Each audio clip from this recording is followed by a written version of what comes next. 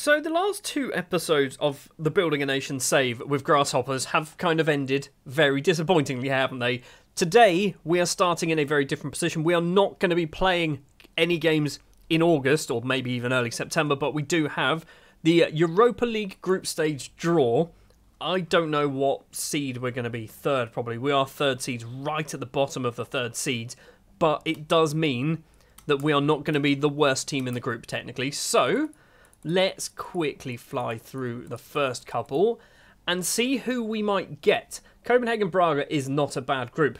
Mönchengladbach and Slavia Prague, not a bad one. Group C we want to avoid. Group D we want to avoid. Group E, NF, and G, and H we want one of the first two, really. Maybe three. Malmo get Group A. Maccabi Tel Aviv Group B. We're in Group C. Is that a good group or a bad group? Feyenoord, I think we could beat. Nice, I think we could beat. And then, the final team to join us then is going to be Osijek from Croatia, who we should definitely be able to beat. So, I'm going to say that that group is... It's possible to get out of the qualifying stages, but it's not going to be particularly easy. I think we are the only Swiss team in the Europa League. We are in the Champions League. Did Basel make it through? They did. And they are picking up 0 points from that group, maybe beating Bayer. And the Europa Conference League, we can do the draw now. We'll just click that button very quickly. And there's no Swiss teams in it. Right, that is going to throw our coefficients off big time. We're losing a 6.4. Currently we're on a 3.2, and we've only got 2 teams in a group stage competition. I don't think... We might break a 6-4. We might break 6-4. But I don't think it's going to be a massive improvement. The 2 seasons after that are actually good seasons in terms of we should be able to improve. And then obviously we've got from Season 2 and Season 3 of this save that are going to be very, very tough to beat. 10 and a 9.7. Also, in between episodes, we played 2 more matches. Hong, we beat 3-0. We played a very rotated side. And then Basel, we lost 2-0. Brenner getting a 6.1.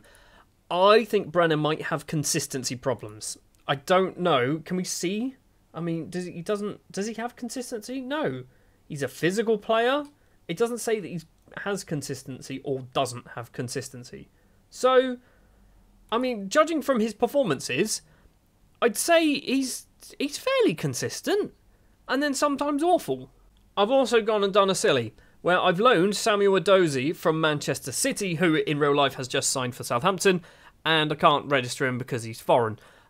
This whole Brexit and registration rules is a pain. It's a very big pain. Anyway, I'm now going to go forward to somewhere I assume in September where we're going to be playing a Europa League game, and that is where we're going to have 2 matches in today's episode. I don't know who it's going to be, but it's going to be one of, or 2 of those teams that we've just seen the draw of. It is going to be Nice is who we are going to kick off today's episode with. We are also going to play Feyenoord. And we've played some matches, the transfer window has closed. I need to kind of catch you up on some things. Only one transfer leaving the club in between this episode and last episode, and it is Ludovico Gelmi returning to Italy, signing for Pisa for not a lot of money, considering he was our #1 goalkeeper and played really well for 2 seasons. £1.2 million is not very good, but he wasn't registered. We've got big Gavin Bazunu now. Gelmi's not needed. And results-wise, it's been a bit of a mixed bag as well. We lose against Luzern. We draw with St. Gallen. We beat Osijek in our opening Europa League game in Group C 2-1. We beat Neuchâtel Xamax. Still don't know if that's how it's pronounced. Toffel Montiel with a goal. A draw with Lugano. And then against Winterthur, 4-2 in this one. Brenner getting his 4th hat-trick of the season. So then, for the match against Nice away in France, we are in quite a fortunate position where we do actually have a set starting 11 with a couple of minor changes. Montiel is going to be playing as the shadow striker. Pusic and Sene on the wings either side of him. We've got Raffia back from his injury.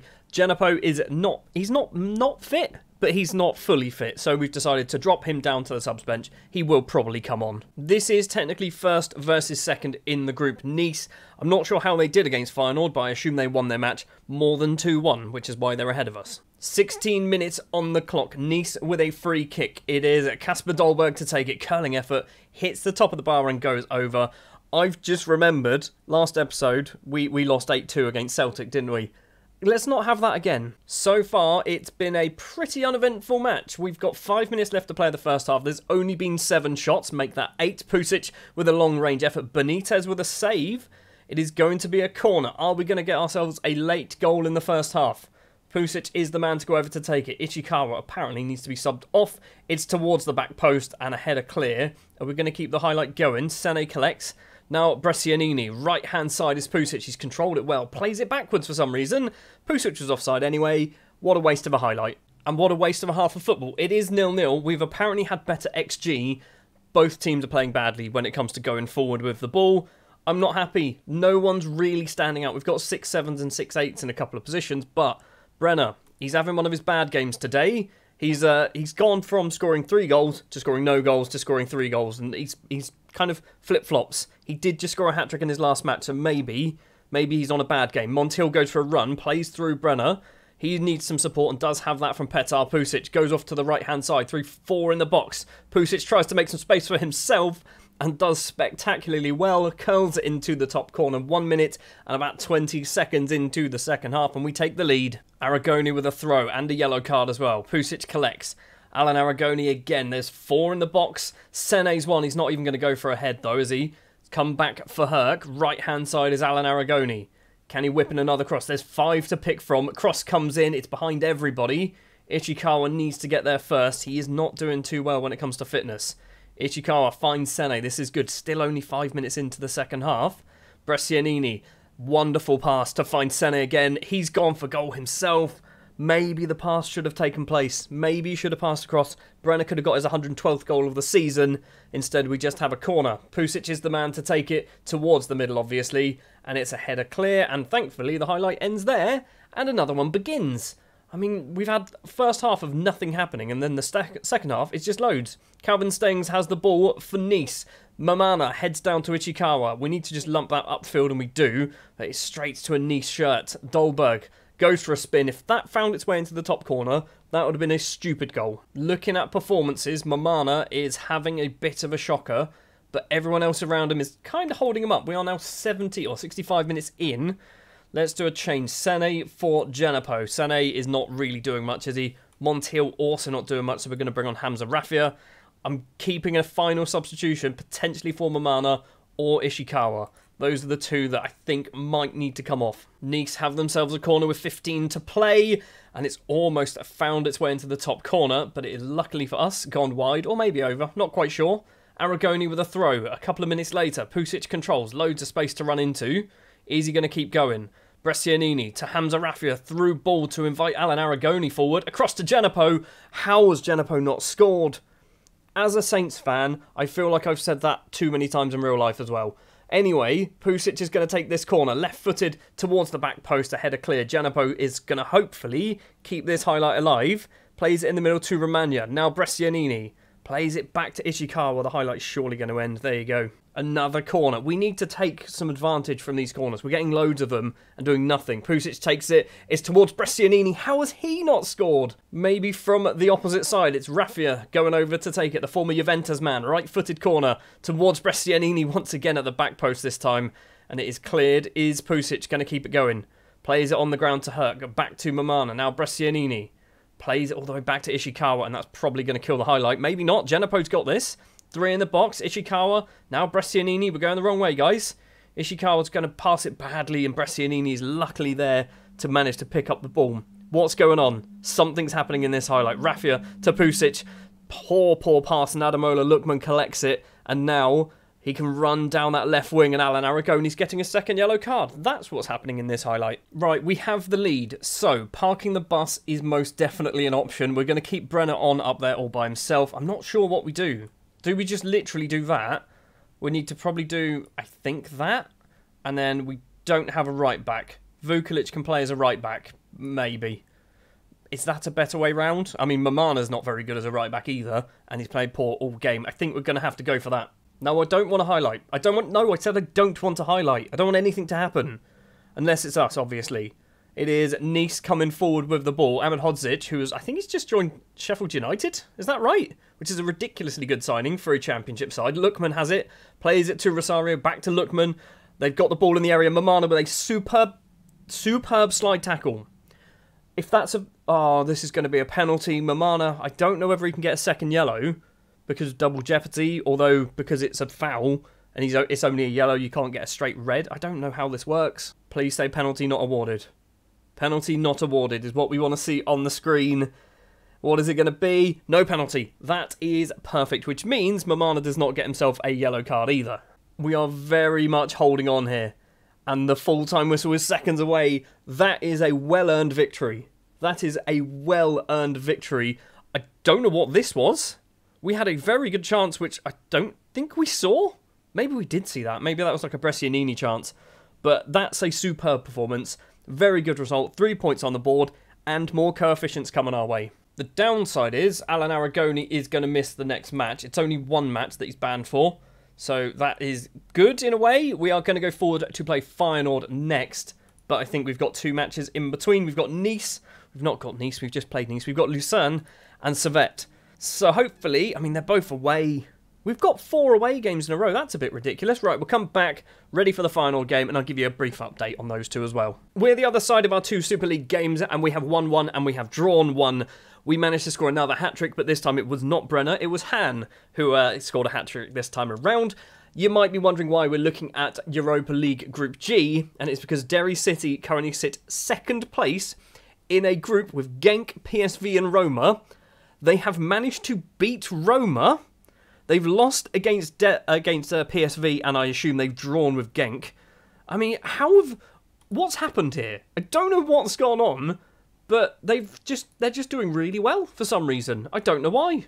Anyway, let's play Feyenoord, shall we? Our defence in this match is looking rough. We have no Aragoni due to the suspension. We have no Ishikawa due to a suspension as well. We have no Romagna due to injuries, which means we are playing 3 non-starters starting in a Europa League game against Feyenoord away from home. I'm not massively confident in this one. Raffia with a free kick after a minute, though. If that goes in... Goalkeeper was very calm. The goalkeeper was extremely calm about that as it whistled past his post. It is Feyenoord, though, coming forward with the ball. We are literally 1 minute and 20 seconds in, and we've seen a free kick and already another highlight. It's all the way back with the goalkeeper. Vermeen plays across to the right-hand side. Verman. It's Andre Almeida. Verman again. Just seen Almeida's picked up a yellow card as well after a minute. It's Matson, left-hand side, gets past the defence. Noah loosely gives him a trip. We are 2 minutes in, and we've already conceded a penalty. Assuming it is going to be a penalty, it is a penalty. Right, Gavin, Big Gav, do the business. You can save this.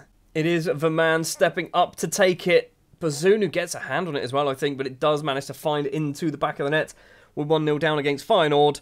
And I think this might be going the same way as the Celtic game. The second Celtic game, not the first one. 20 minutes in, and obviously after the first couple of minutes of mess, nothing's happening. Osijek have just taken the lead as well against Nice, which I guess is a good thing. Nice have just equalised, and we're still getting no highlights here in Holland. With 2 minutes of injury time to play, it's a very good goal. It's a very good goal from Feyenoord. I don't think we're getting anything out of this game. Still not at half-time, and another highlight.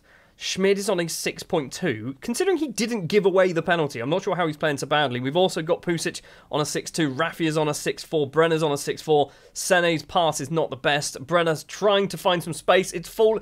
Can we have the penalty for the foul on Brenner? Can we have a penalty for the foul on Brenner?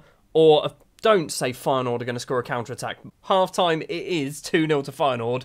We have been awful. We have been absolutely awful. That is a terrible performance. We've still got 11 men on the pitch. Feyenoord have decided that they are turning into prime Barcelona, which is not ideal. Nice have also taken the lead against Osijek. It's Adamoda Lukman with the goal. First highlight of the second half, and it is almost an hour on the clock. Sene, use your pace, mate. Don't stop. Don't stop and turn around and then do a terrible pass towards Brenner. What are we doing? We seem to be the most inconsistent team at the moment. I imagine some of it is down to the fact that we brought in a lot of new players in the summer. But another thing, I imagine players like Brenner aren't the most consistent. He's in on goal, tucks that ball away. His 20th goal of the season, by the way. We're in October. Game is not over, obviously. Now we've got that goal back. Although, if they can score from this, which is... Seriously? Are you just the best footballer in the world? There is no way Gavin Bazunu should be beaten twice from that distance I mean, he's good.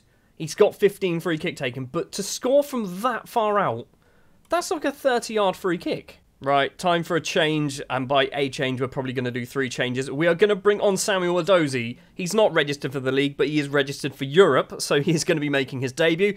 Probably a mistake. Schmid is going to come off for Musa Janapo, who is a fully qualified left-back, if you ask me, although in this game he definitely isn't.